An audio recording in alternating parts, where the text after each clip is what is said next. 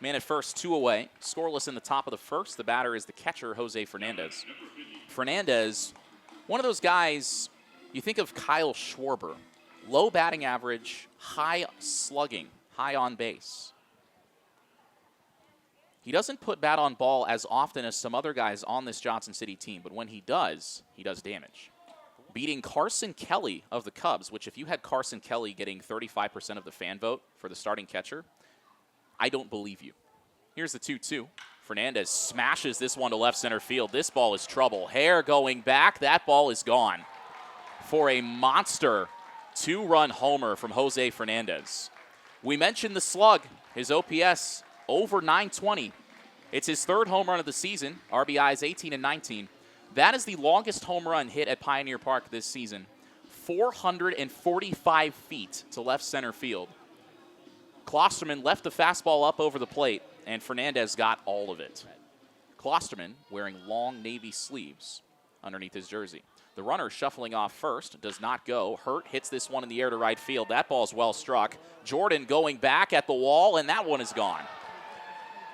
Willie Hurt hits his first home run of the season, the second 2-run shot in as many innings for Johnson City. And the Doughboys lead 4-0 here in the top of the second. Hurt got his hands in. Klosterman left the changeup over the plate there.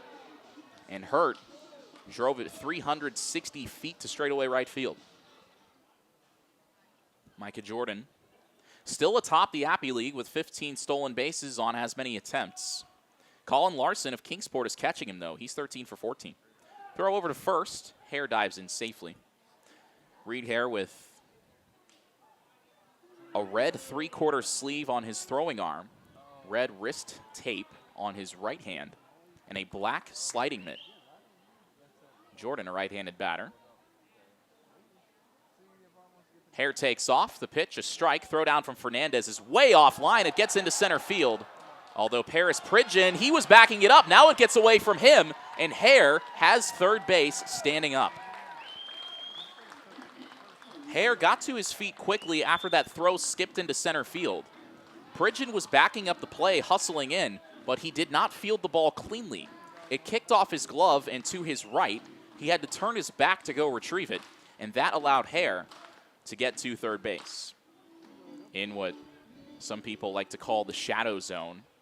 The part of the strike zone, well, it's in the shadow of the actual strike zone, I guess. The 2-2. Jones breaks his bat, hits a one-hopper to second. Tyler Inge is there, and the throw to first is in time. I'm not sure how Jones broke his bat on that one. It was a fastball just above the bottom of the zone in the middle of the plate. Maybe his arms just got extended too much. That was an odd broken bat ground ball. That bat will now be used to fuel the fire that makes Steve's Lava Chicken. I cannot believe I just said those words. Here's Brandon Chang now. The problem is, some of those kids are, I think, trying to slide down the hill, and there's not exactly a very welcoming barrier at the bottom. 1-1. Chang pops it up behind home plate. Jackson and Akers, the first baseman, giving it a look. They converge by the dugout, and Akers makes a belt-high basket catch. So I guess 3 weeks from tomorrow, we will begin the final week of regular season play. Flyboys will be in Bristol to take on the State Liners. Actually, they won't. They'll be in Johnson City to take on the State Liners. 1-1. McNaughton drives this one toward right center field. Did he just do it again? Oh, my goodness, he did. A monster home run to right center field from Ezra McNaughton. It's his 9th of the season. He extends his lead atop the Appy League leaderboard. The Flyboys are on the board here in the 4th. It's now 4-1.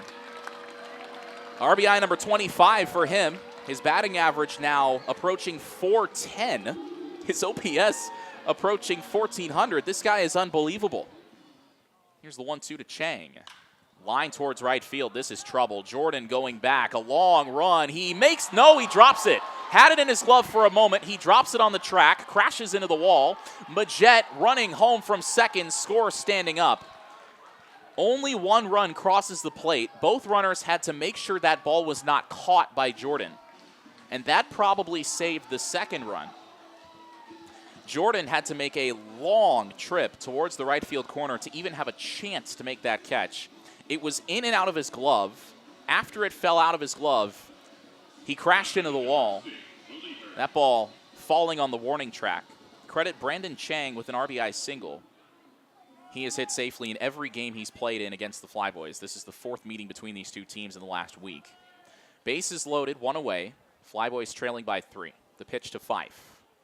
Line towards left center field. This is also trouble. Hare going over, diving and making the catch. The runner tags from third. He'll score. But Reed Hare took away an extra base hit from Logan Fife, holding him to a sacrifice fly.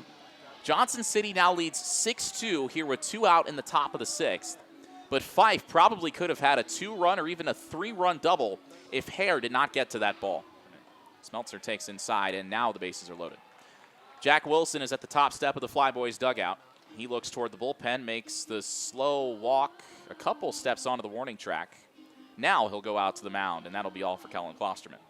Bases loaded for Paris Pridgeon, and that is not a sight the Flyboys want to see. We'll see if Makowiak can escape serious trouble. Flyboys already trailing 6-2 here on the Fly. Pitch off the end of the bat, shallow right. Long run for Jordan. Inge also charging over. Nobody gets there. 1 run scores, 2 runs score, and it's a 2-run bloop single for Paris Pridgeon. He finds ways to pick up RBIs that most men would not. In the last 2 games, he's got 4 RBIs on batted balls that probably should have ended the inning. So now 2-2 on Fernandez. Pridgeon a good lead at first, even with the lefty on the mound. Here's the pitch. Fernandez lines it towards the left field corner. That ball is down. 1 run scores. Pridgeon has good speed. McNaughton tracks it down on the warning track. Pridgeon stops at third base. Jose Fernandez has 3 RBIs in 4 trips tonight as Smeltzer scores. And Johnson City now leads 9-2 here in the top of the 6th. Here's the 2-2 to Thompson. Swung on and missed, strike 3. That is the game. Johnson City wins. Final in this one, 13-5. Doughboys just absolutely dominating Greenville once again. They have scored now 22 runs in their last 2 games against Greenville. They'll go for the sweep tomorrow. That'll be in Johnson City. But the Doughboys using a pair of 2-run homers to take an early lead. A 5 spot in the 6th, 3 more in the 7th, and 1 in the 9th. The Flyboys scored twice in the 4th, 3 times in the 6th, but that was it. Ryan Smith, 3 2/3 solid innings as a starter. Stephen Sweet, 2 2/3 shutdown innings. Leighton Daly works a scoreless 9th to seal it for the Doughboys. Your final 13-5 in this one. Flyboys dropped to 14-8 on the season. Johnson City improving to 11-12 as the race in the West tightens up. A lot of parity in the Appy League. The second half of the season is going to be fun.